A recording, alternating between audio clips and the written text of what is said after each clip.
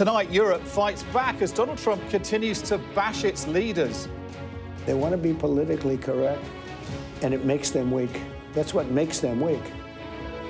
Another day, another tirade as the US president describes the continent as weak and decaying. In the same interview, he claims Russia has the upper hand in peace negotiations and urges Ukraine to play ball. So what is Donald Trump up to? Is this about immigration and ideology, or is he just frustrated over Ukraine? We'll discuss that tonight. And we'll focus on the president's problems at home as he prepares to hold a rally to defend his economic record. Plus, Australia bans social media for millions of teenagers. Will other countries follow suit? It's all coming up on The World with me, Dominic Waghorn.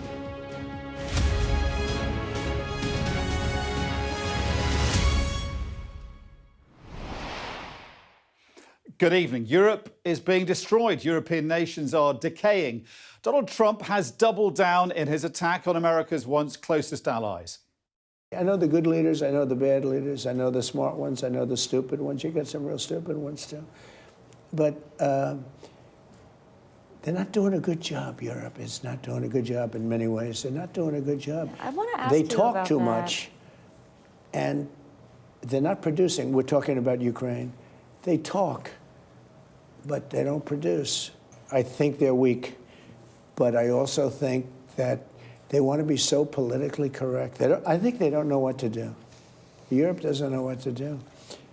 They don't know what to do on trade either. I mean, I look at a lot of the trade, situation that's going on over there. It's a little bit dangerous, but Europe, they want to be politically correct, and it makes them weak. That's what makes them weak. But the Europeans are hitting back. The Americans want to save democracy in Europe now. I don't see any need for that. If it needed to be saved, we would manage that alone. In my talks with the Americans, I say, America first is fine, but America alone can't be in your interest. I look at it from a different perspective, in terms of how one defines strength. I think Europe is strong, not weak. We don't need America to save our democracy, say Germany's Chancellor Friedrich Merz and Ireland's Michael Martin. The US president's new security strategy is described as unacceptable. Well, parts of it, at least. So are the wheels coming off the transatlantic alliance completely? Are we well beyond that point already? We'll seek answers tonight. But first, Ukraine's president today continued his tour of Europe to build support. He met the Pope and the Italian Prime Minister. He says he'll share Ukraine's version of the peace plan with Washington soon. But closer to home, there's growing acceptance that Kyiv will have to make some sacrifices. My colleague Deborah Haynes has been speaking to the Norwegian Foreign Minister Espen Barth Eide. He told her he's worried about the price of peace. Have a listen. I very much hope that we will have peace in Ukraine, and nobody wants that more than the Ukrainians themselves. But I am worried that we might push this to what, in quotation marks, is a cheap ceasefire, which will lead to a very expensive peace. What do I mean by that? I mean that after every big war, every interstate war of any size, there is a post-war era. And history has taught us Europeans, and everybody else basically, that the post-war era tends to last much longer than the war.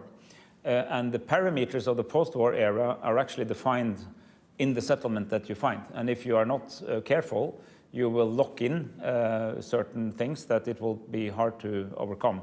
So if we leave with deep uncertainties, or if we allow a kind of a new Yalta, a new Iron Curtain to descend on Europe as we come to peace in Ukraine, that's problematic for the whole of Europe. So our future is very much on the line here.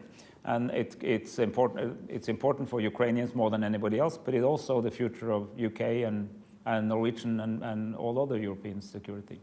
And this has to be taken more seriously, that this is a European conflict. It's a conflict in Europe. It has global consequences, but it's fundamentally a war in our continent. And the way it's solved matters to our coming generations. And what would you describe as a cheap peace? Well, I mean,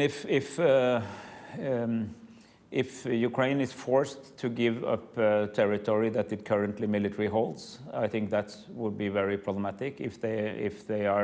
If restrictions are imposed on their future sovereignty, if there's vagueness on what was actually agreed that can be exploited, I think that our Russian neighbors will know very well how to exploit that vagueness in order to keep a small flame burning to annoy us in the future. So I think we need a clear answer to many of the outstanding issues.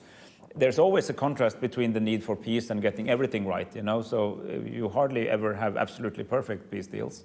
But this is so important that we need to think through all these aspects. And thankfully, wise people are thinking about it. And the last couple of weeks has been, after an American proposal of 28 points to Ukraine, which was problematic in many aspects, I think we've now had a good conversation between Ukraine, leading European countries, and the US on how to adapt and develop that into something which might be a good platform for Ukraine and its allies to go to Russia with. We still don't know the Russia response, but what I do know is the more we are in agreement as the West, the better Ukraine will stand.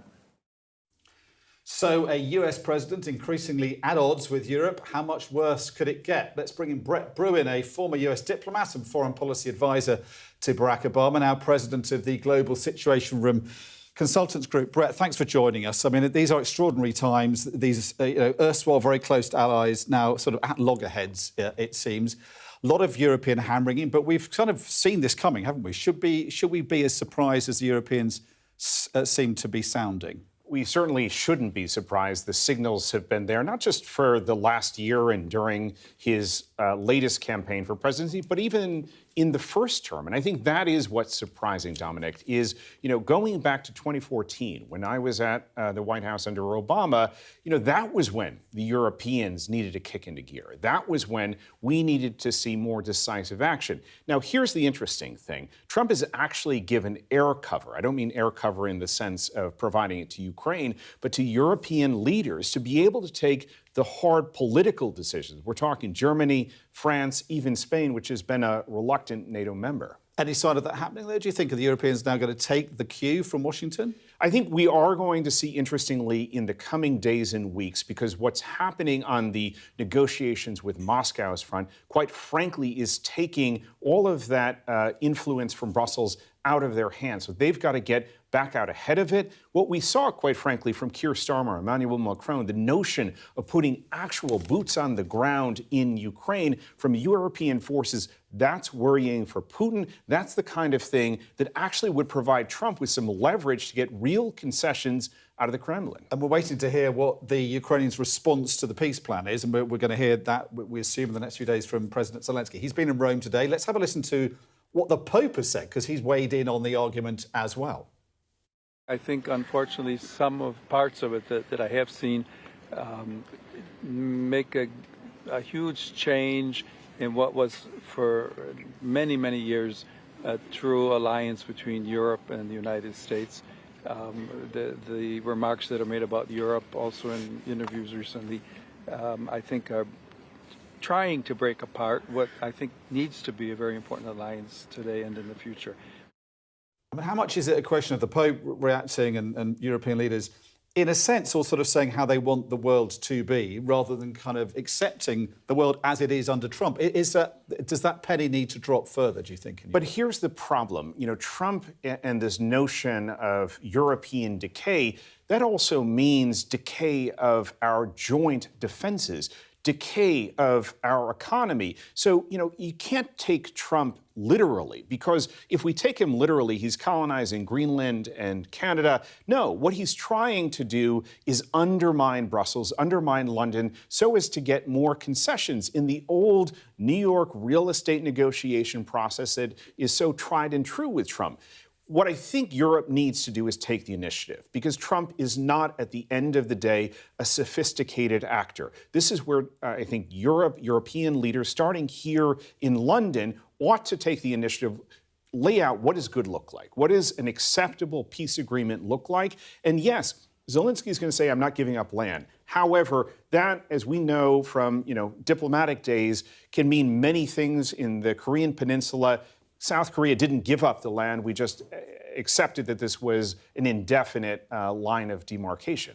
Brett, let's take a kind of handbrake turn here and let's weigh in on your expertise on Latin America, because this interview with Donald Trump today was very interesting, what he said about Venezuela. Have a listen, but he's talking about not just attacks at sea, but also on the land, potentially. So how far would you go to take Maduro out of office? I don't want to say that, but... But you want to see him out? His days are numbered. Can you rule out an American ground invasion? I don't want to rule in or out. I don't talk about it. I don't want to talk to you about military strategy. Well, may I ask then, what is your goal in Venezuela? What do you want to see with the actions that you're taking? Well, one goal is I want the people of Venezuela to be treated well. I want the people of Venezuela, many of whom live in the United States, to be respected. I mean, they were tremendous to me. They voted for me 94% or something. I mean, it's incredible. So Donald Trump talking there about Venezuela, and he said that we could be seeing land attacks at some point in the near future. I mean, it's causing a lot of concern on both sides of the Atlantic. Any guess at what he's planning to do with Venezuela? Yeah, we're going to see a similar strategy that he used against Bashar al-Assad in Syria. He'll start with airstrikes. And except this time, his goal with the airstrikes is going to try to incite some sort of division within the military. That's going to be hard. Look, I served in Venezuela when Chavez was in power.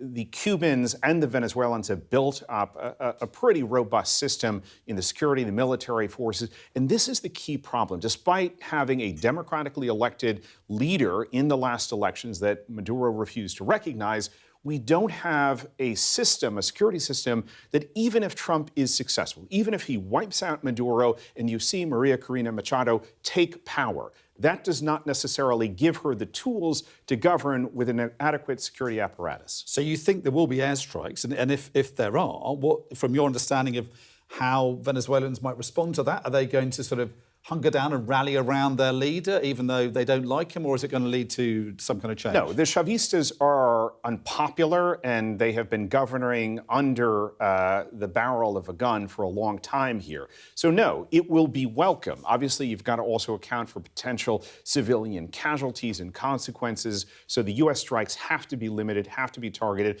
I was meeting with folks just last week who indicated those sites have already been picked and they've been carefully considered. But also on top of that, I think it's really important how Trump approaches this, because we have a legacy as Americans in Latin America of el imperialismo, and we have got to avoid that impression. Chavez obviously played that card quite a lot. Maduro is trying to play it, and you have a bunch of other leftist leaders from Lula all the way up to Sheinbaum in Mexico who are going to bristle at the notion that Trump is reintroducing colonialism. So despite all he said about no more forever wars, and despite the disquiet amongst the MAGA supporters against any kind of foreign intervention, we're going to see some kind of airstrikes before Christmas, do you think, or some point in the new year? The odds are before Christmas or during the holidays, because it would be a perfect moment when Americans are distracted to launch those attacks and then to try and deal with any of the fallout that comes from it. Very interesting, Brett. Thank you. And we'll have to see how that then, how it follows in Venezuela and how the people there respond. But possibly the end of the Maduro government, you think? I agree with Trump on that score. His days are numbered. Brett Bruen, thank you so much for your insights on that and on Ukraine as well. Thank you. Well, next up, the first British soldier to die in Ukraine after what has been described as a tragic accident. Our Defence and Security Editor, Deborah Haynes, will give us the latest update.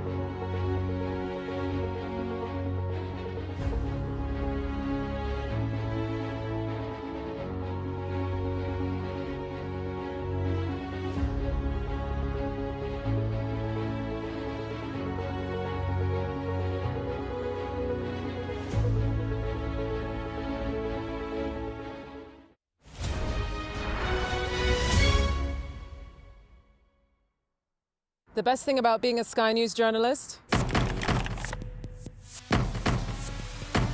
They call him the king of the jungle. Being a Sky News journalist. Yusra al-Baghir has this report. And this is what's left of it. As a woman of colour, how did the Harris campaign speak to you? People risk their lives to speak to us for this report. Mr. Zuma, Sky News. We're trying to see as much as we can. What's the best thing about being a Sky News presenter?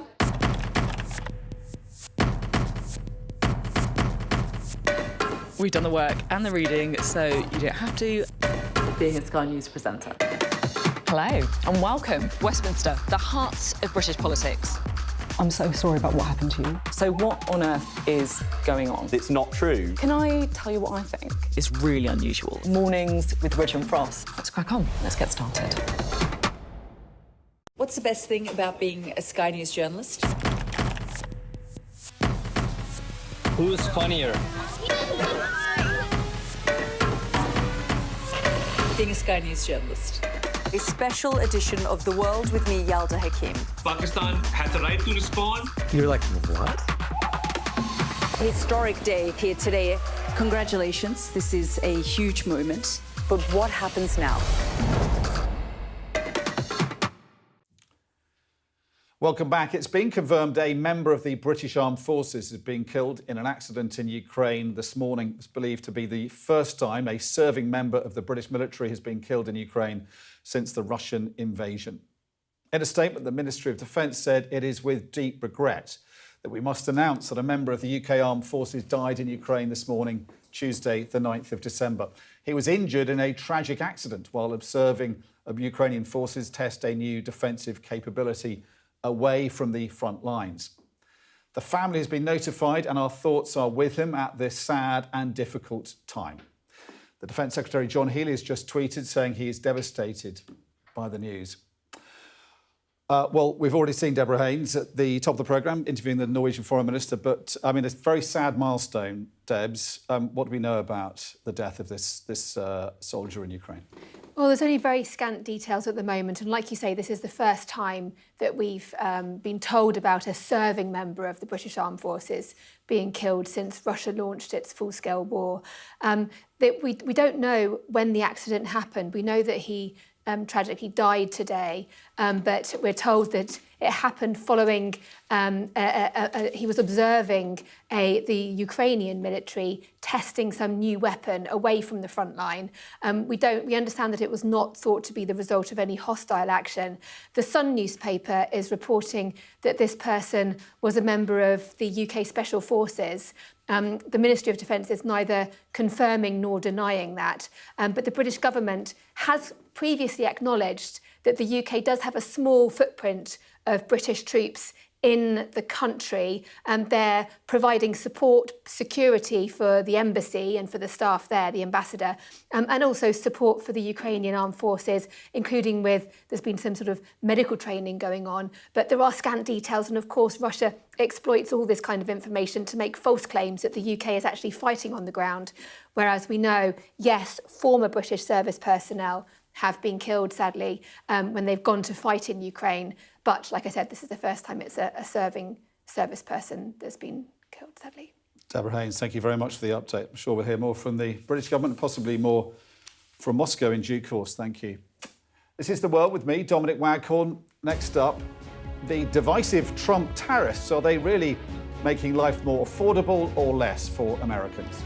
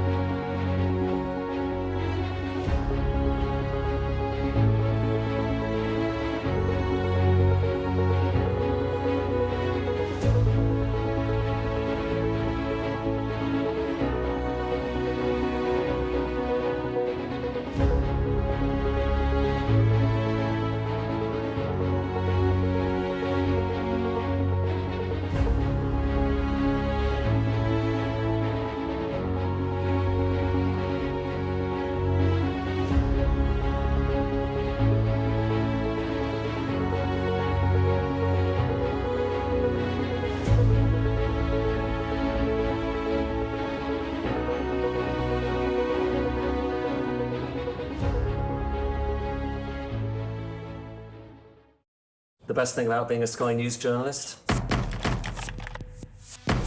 going to take you behind the scenes here for Election Night Live. They have gone up and up. Being a Sky News journalist. Ed Conway, Sky News, is anyone going to talk to us? Mortgage rates did go up very sharply during your time in office. Here it is. First off, just the scale of what we're looking at. Our data shows it's been happening. Question is why it hasn't been stopped. Welcome back. Well, in his second term in office, Donald Trump has ripped up the World Trade Rulebook with his sweeping use of tariffs. He says he wants to rewire the US economy and bring back jobs and industry, declaring war on globalisation. He's also used the tariffs as leverage to get what he wants from different nations.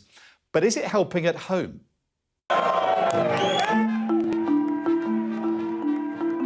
My fellow Americans, this is Liberation Day. Starting the day I take the oath of office, I will rapidly drive prices down and we will make America affordable again. We're going to make it affordable again. China, first row. China, European Union, they're very tough. Vietnam, Taiwan, Japan, India, very, very tough. What about eggs? What about them? They're up 4 times. The word affordability is a con job by the Democrats. I'm delighted to announce this afternoon that the United States will be taking a small portion of the hundreds of billions of dollars we receive in tariffs. Use that money to provide $12 billion in economic assistance to American farmers. So is his plan working? Our economics and data editor Ed Conway has been on the front lines of Donald Trump's trade war with the world to find out. Over the past year, I have been travelling the world in search of an answer. How on earth do you tell and do justice to a story like the trade war that we're going through right now, the potential breakup of globalisation?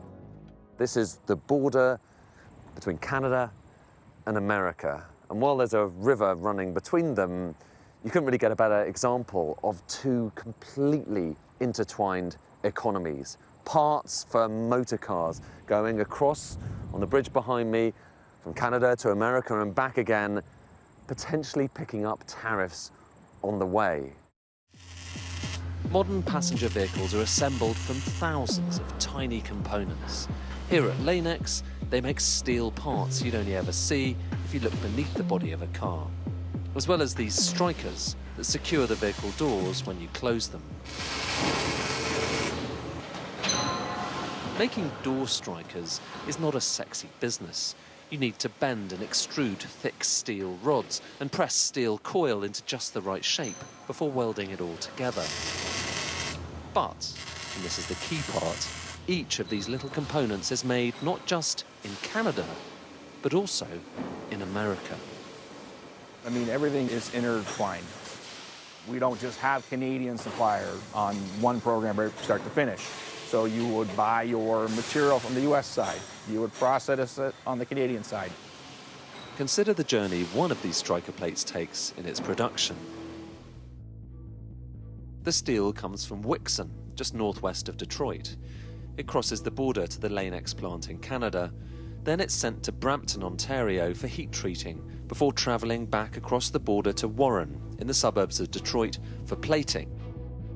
Then the part goes back over the border to Canada again, where it's packaged and sent to Lanex's customer, who then sends it back over the border to assembly plants on the US side. This little component has crossed the border 4 times, but it's one tiny example of how much trade is embedded in the goods we use. If Donald Trump is going to be successful in trying to unpick globalization, trying to bring production, some of it in Canada, back to America, well, this is the front line of that story. And we've started to see the impact of his decisions. It is an extraordinary illustration of something that no politician has really ever tried before. Well, Ed and I have been discussing the impact of Donald Trump turning global trade on its head. Well, I think, you know, the funny thing is, like, economists have been kind of wondering when is the trade war, when are the tariffs actually going to impact people? Like, a lot of people were predicting there was going to be inflation as a result of this. And the funny thing is, when you look at the actual economic data, it hasn't come through yet. And so what we've been trying to work out, going there, talking to businesses, is it that this stuff is yet to come through and we're just kind of waiting for it, or is it just never going to come through? So are Americans going to kind of get away with it? Has Donald Trump gotten away with it? Has he defied the economists? And the answer really is, it's just taking a lot longer and it's a lot more complex to go through the system than people had expected, which to me is kind of interesting. Like talk to people who are making the parts that go into cars, and they tell you that they need the machines to make the parts, and those machines, a lot of them have to be imported, and then you've got tariffs on that. But you're not having to pay those tariffs all the time. You're paying them like every 6 months that you're buying a new part. And so that's kind of lumpy. So all of a sudden you're paying more. And I think the upshot of all of that is it takes longer and it's more unpredictable the way that this feeds through. But ultimately, it's hard to escape that it's going to have an impact and that people are going to have to pay more money as a result. I mean, it is a fascinating film, and you go from America to Canada to, I think, northwest Australia, and then sort of back to Europe to Rotterdam. And one of the most striking images is that sort of massive car park of cars that were kind of held up over the summer as this sort of, I guess, the uncertainty over the trade war was sort of continuing. So is your impression that the inflationary impact, or the impact on us, I guess, on consumers, is a sort of ticking time bomb, or could it be averted? The funny thing is, it depends on where you are. So if you're in Europe and in the UK, you saw all those cars sitting in a car park in the port in Antwerp, and there's some kind of elsewhere that was Zeebrugge. Actually, for places like Europe and places like the UK, it could be deflationary, because you've got a lot of cars that would previously have gone from China, or parts that go from China would have previously gone to America. Now you've got the tariffs, so they're not going to America. They've got to find somewhere to go, and so they're ending up in Europe instead. And so that's this weird thing, is that some countries might actually find it deflationary. Other countries might find it kind of positive. But the net result of all of this is like we, for decades, have got used to the world economy working in a certain way, and now it's shifting and it's changing, and we're kind of trying to get to grips with what the new global economy actually looks like. And this is like maybe like a first glimpse of it. And it has been inflationary, or certainly there have been inflationary problems in the American economy. And Donald Trump seems to be getting the message. I mean, on the one hand, he says affordability. I think he said it's a Democratic con job, but he's going to Pennsylvania to talk about it, to talk about the price of eggs, and he's giving billions to American agriculture. Is that going to help, do you think? Well, I mean, he recognises that people do not like inflation in America. I mean, to be honest with you, if there's one thing that maybe won him the election, it was the fact that inflation was really high under Joe Biden. Well, we were in Pennsylvania where actually people talked about the price of eggs. Yeah, the whole time. It literally is the price of eggs. It's the price of kind of milk and staples. And they were high under Joe Biden, and Americans aren't used to high inflation. And so I think he's conscious of that, and he's trying to pull what levers he can to get it down. But, talk to economists, and they'll say the easiest way to get inflation down is to lower tariffs. And that's so back to his previous kind of objectives. What are his objectives in raising tariffs? It's, maybe having more money to give away to people because you're bringing in money. It's using it as a negotiating ploy. But it's also trying to rebuild American manufacturing. And the striking thing, we went to car manufacturers in Detroit, the hub of American manufacturing. And for the time being, at least, they're not seeing the benefits so much as seeing an impact from this. And that's the difficulty is, the intention might be to rebuild manufacturing. For the time being, they are finding this is raising their costs. I found it kind of enlightening. And also, I increasingly think this is the big economic story of the next however many years, if not decades, which is the world is changing, and we need to work out what that actually means. Well, you can watch Ed's full report on Friday at 9 p.m. here on Sky, and it is a very good watch. Right now, the effects of Donald Trump's tariffs, say economists, could be inflation in the most immediate terms. Prices have continued to rise under this president. Affordability is an increasingly pressing issue. But he's called it a con. No matter how he spins it, stubborn inflation and his own policies are affecting voters. To try and counter that, he's holding a rally tonight focusing on the cost of living. Well, let's speak to our US correspondent, David Blevins. David, the president says all the prices are coming down and have been doing so since he came to office. That's simply not true. Is it? Does it make sense, do you think, for him to go to Pennsylvania and to bring this topic up and talk about it in a rally? Well, we know why he's doing it. The president has made some really extravagant claims in recent days that he is reducing drug prices by 1,500%, that he may give Americans a $2,000 tariff rebate, that he may even abolish income tax altogether. Why would he do that? Well, it's because he might defy the laws of politics in many ways, but he can't completely ignore the reality of Americans feeling the pinch. We know that the White House senses the danger in all of that. For example, they have reduced some tariffs on groceries coming in from Brazil. They have announced a deal to reduce the cost of weight loss drugs. They're even floating the idea of a 50-year mortgage. But the messaging isn't cutting through. Just have a look at some of the polling on this. The latest Gallup poll of adults shows that just 36% approve of Donald Trump's handling of the economy, compared to 62% who disapprove. And then if we look at the Fox News poll of registered voters, just 38% approve, compared to 61% who disapprove. Because Republicans are very concerned by recent election results, and they fear the cost of living is going to set the stage for next year's midterm elections. That's why Donald Trump is going back to the battleground state of Pennsylvania, back on the stump for the first time in quite a few months. And his chief of staff, Susie Wiles, says she already has a plan for the midterms, and it is to campaign like it's 2024 all over again. In other words, to centre everything around Donald Trump. But he knows he can't simply claim that the economy is working, because that, to some extent, was the approach the Democrats took, and we know how that ended for them last year. Well, I was in Pennsylvania in 2024, just before the election, and it was the price of eggs that everyone was talking about. It was the economy, and that's what effectively, I think, helped win him the election. Do you think this is going to be disastrous for the president in the run-up to those midterms if this carries on?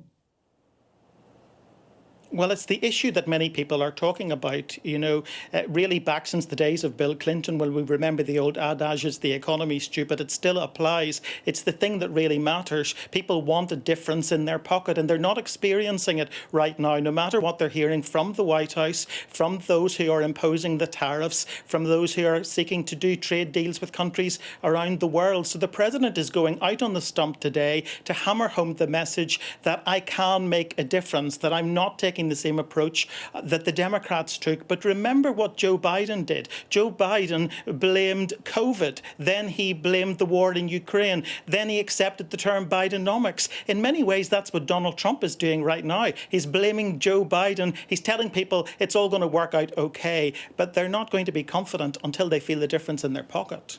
I mean, it might explain why he's in such an aggressive mood over Europe. A lot of hand-wringing on this side of the Atlantic about what he's saying about a decaying Europe on the verge of civilizational erasure. How's that going down in America? Do Americans care about Europe? Do they care about their president talking about Europe? I don't think they care as much as you might expect them to. It's striking to hear any president of the United States using that kind of language.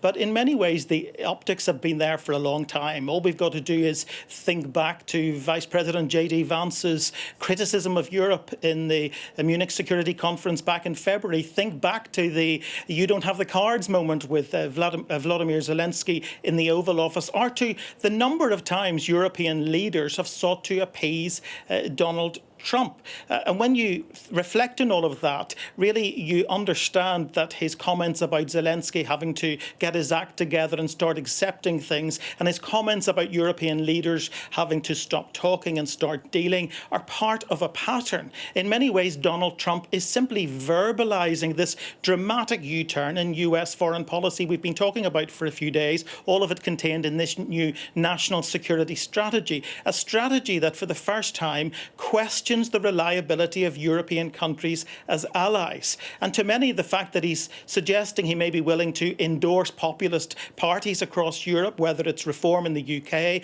National Rally in France, or the ADF in Germany, plays into the hands of Vladimir Putin. And even today, Pope Leo, after his meeting with President Zelensky, expressed his concern about the threat to what he described as the true alliance between the United States and Europe, an alliance that he says is just as important today as it may be in the future.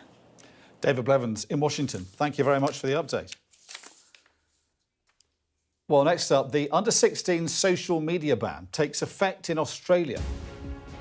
We'll hear from the founder of the movement that led to the controversial change.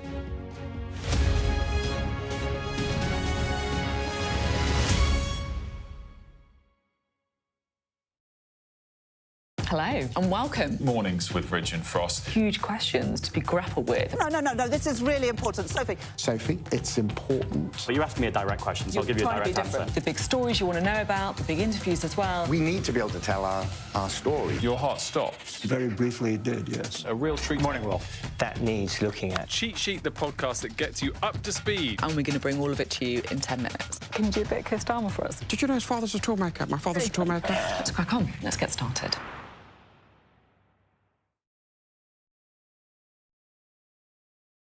Over there, to your left. There have been airstrikes every day. Hezbollah are very sensitive about us showing any pictures, and we're being hurried away right now. It felt akin to riding into some sort of Armageddon. Many other areas have been hit badly. There are shells coming in every few minutes. Hear that whistle and that crunch? We know that they're coming from the south of the city, where there's a column of Russian armoury. I'm Alex Crawford and I'm Sky's special correspondent based in Istanbul. It's trying to hit us. That's it. It got us then. There's a lot of action going on, a lot of hits still. We were the first journalists and the only outsiders to reach the site of the attack several weeks after it happened. We found from the missile. It's very difficult to see what around here could be conceived of as a legitimate military target. Only about half a mile from the Turkish coast, a boat seriously overcrowded. This is one of the most severe viruses in the world. Clearly not had very much to eat at all, a lot of them extremely thin and very frail. Look at that sheet of flames, and that has happened within minutes, and now it's coming from both sides, and it's moving this way. The world's largest falls now down to a trickle in places. I can't imagine how much plastic is lying at the bottom of this huge lake. Whoa! Getting up close and personal with a rhino. This is what makes the job so fantastic.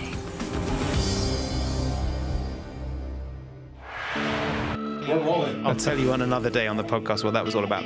Welcome to the world. Come along for the journey. It'll be fun. Russia knows our weaknesses, but do you? This is the war game. There were a number of armed security. We want to discover, to find out what's really going on. Everything you need to know about British politics in about 20 minutes. I actually don't like political drama. So, where next? Available wherever you get your podcasts. The best thing about being a Sky News journalist? They call him the king of the jungle. Being a Sky News journalist. Yusra al-Baghir has this report. And this is what's left of it. As a woman of colour, how did the Harris campaign speak to you? People risk their lives to speak to us for this report. Mr. Zuma, Sky News. We're trying to see as much as we can. What's the best thing about being a Sky News presenter?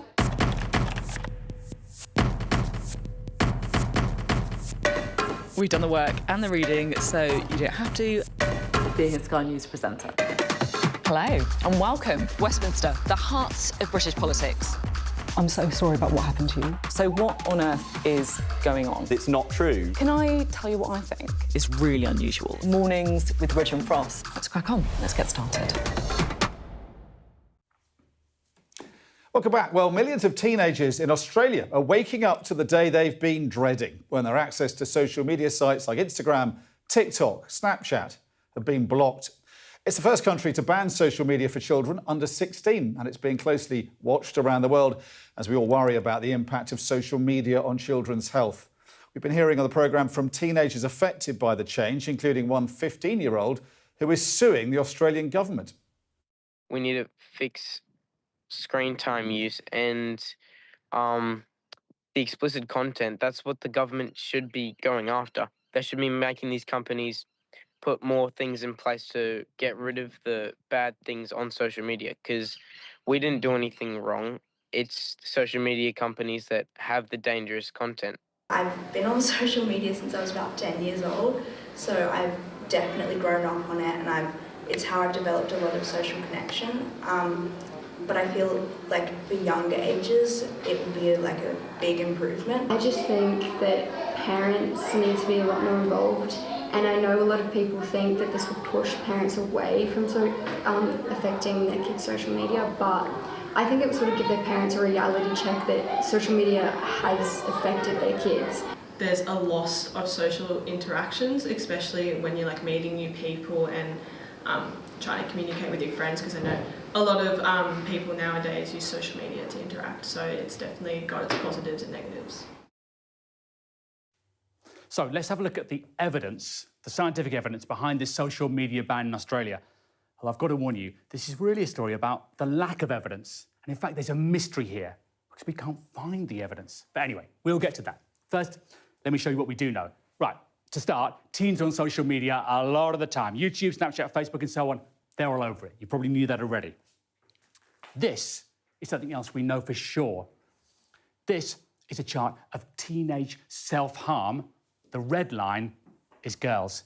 It's a really, really tough time to be a teenage girl right now. And the big change, along lots of measures right around the world, dates from 2010. What else happened in 2010? Social media became mainstream. So it seems so obvious. That's what's causing the change. Except that when scientists look for the link, they can't find it. This is a chart of link strength. And just to make clear what's going on here, I've put in a couple of things to show you what a strong link looks like. This is the connection between alcohol and blood alcohol. That's a strong link. The connection between weight and height, that if you're taller, you weigh more, again, a strong link. Given what we know, you probably wouldn't expect this and this to be the connection between social media time and social media use and depression. But it is across many, many studies. This study looked at 148 other studies covering almost 1 million children. And these results are replicated time and time and time again. I asked Dr. Victoria Goodyear of the University of Birmingham about it, and that's what she told me. The challenge with the majority of the evidence is that it's very much correlational and it's not causational. So when we look at the correlations, the general patterns is the effects are not there, or they're very small or insignificant. What that tells us is it's very hard to make decisions about how to intervene at a population level, because the evidence of harm is not really clear cut and the findings aren't clear cut. So what is going on? Well, one idea is that it's not that social media causes depression, it's that if you're depressed, then you have a miserable time on social media. So look, this is a study from the University of Amsterdam. In red, we've got depressed teenagers, and in blue, we've got non-depressed teenagers. And these are 3 behaviours that are really miserable online. Feedback preoccupation, friend rejection, scrolling-induced insecurity. I'm sure we can all relate to this to a certain extent. But you'll see, the depressed teenagers, they experience these behaviours so much more. And if you believe that that was the reason, you might do something different. You might offer treatment services. You might not ban social media because it was so good for the rest of the teens. But of course, if this is true, that would still leave the mystery. What is causing this massive decline in teen mental health, especially among girls? And the truth is, we don't really know. There's an ocean of data out there on all these social media sites, but the researchers can't get hold of it.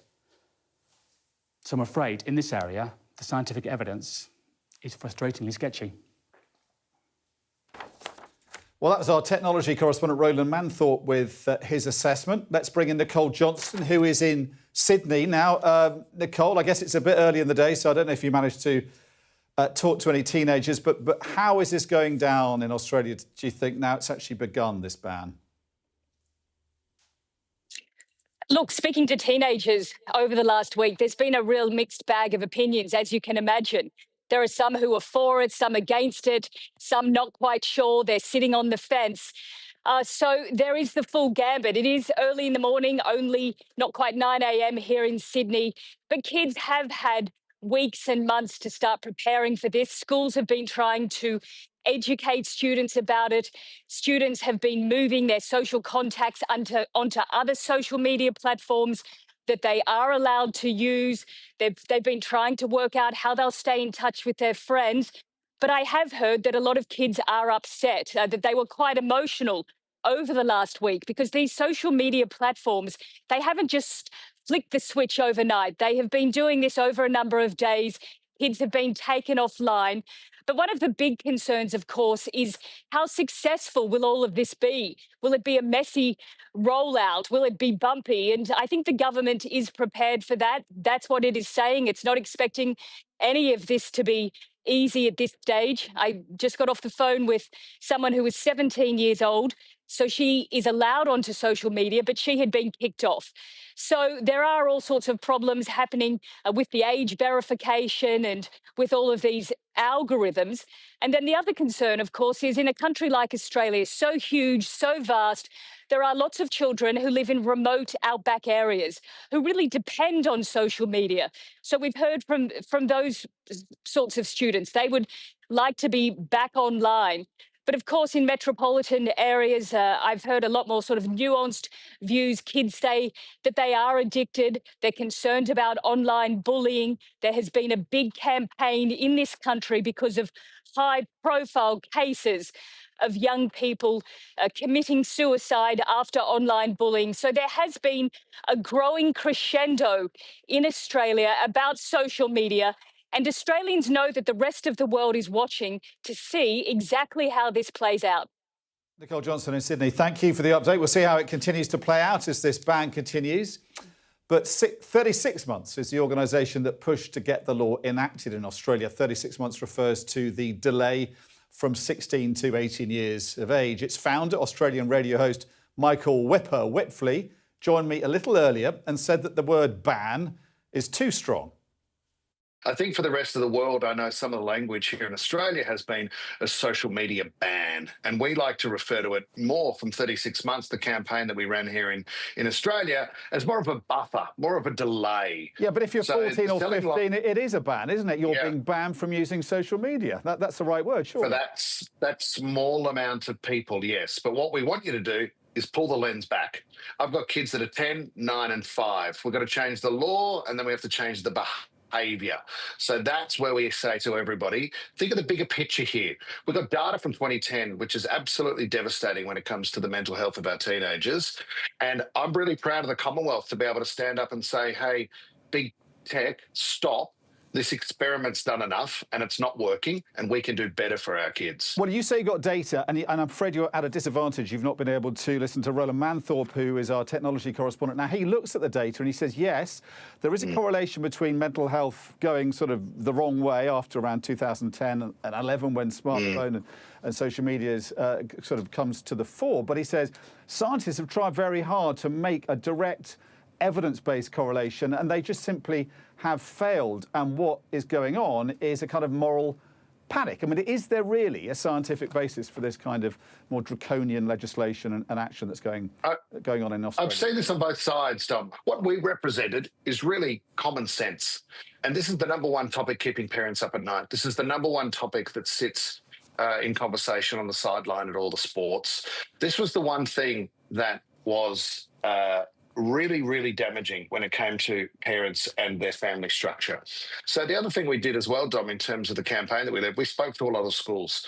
and we spoke to a lot of parenting educators. We spoke to a lot of developmental paediatricians as well, talking about the clientele and the number one thing that come in that they're dealing with. So that was enough for us to say, hey, I reckon we can do something here. And very quickly, 150,000 Australians signed the petition, which became the largest global petition on this topic.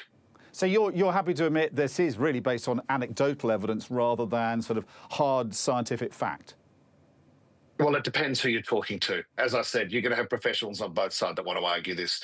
If you talk about Jonathan Haidt, who's been a leading educator on this topic, who wrote The Anxious Generation, he'll also say that they looked into every other possibility that it could have been, and he's written that out. OK, so let's put to you what Noah Jones told us last week, 15-year-old, saying that the policy will isolate teens and push them into riskier behaviour by keeping social media use a secret, facing challenges like bullying or dangerous content alone. Effectively saying there that they're clever, that they'll be able to get round this ban, and it actually might take them to places that will be even more dangerous than what you're trying to prevent them from going to at the moment. I have heard this debate. I think it's an interesting point, and there will be play where this does happen. There's no silver bullet to this. I mean, the law change is one thing. There needs to be teaching that's applied here. There needs to be education. There needs to be talk about safety on social media. But I think the other thing to point out, Dom, we're not banning the internet. We're banning a handful of social media platforms for kids aged between 13 and 16. So what we've been saying, and my next door neighbour who's 15, he said, I saw what you're doing on social media. We're all on WhatsApp now. We've got a closed group, and that's exactly what you should be doing. It doesn't have the algorithms, and it doesn't have the intrusion from outsiders. Right, but are you like King Canute, just trying to keep the tide at bay? I mean, is this actually doable? Because kids are clever, aren't they? They can find their way around things. They're better at technology than adults, aren't they? Well, don't put facts in the story, Dom, but yes, they are, and I even see it with my 10-year-old.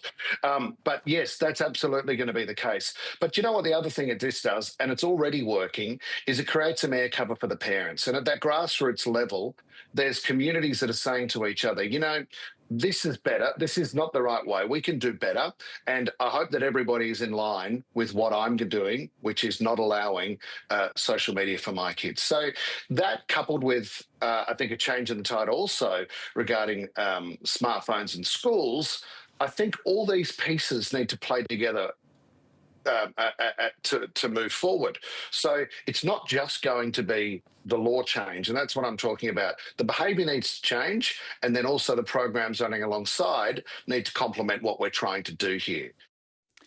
Well, that was Michael Whipfley, who is a radio host and also a campaigner against social media. It is a fierce and intense debate, not just on the airwaves, but of course in people's homes, certainly in mine back home. And we're on day one of that ban in Australia. Will it be adopted by other countries around the world? We'll be watching that closely, of course, as that debate goes on. And we'll have to see what happens in Australia and whether it is effective in improving young people's mental health. That's it for tonight. We'll be back at 9 tomorrow night. News at 10 is up next.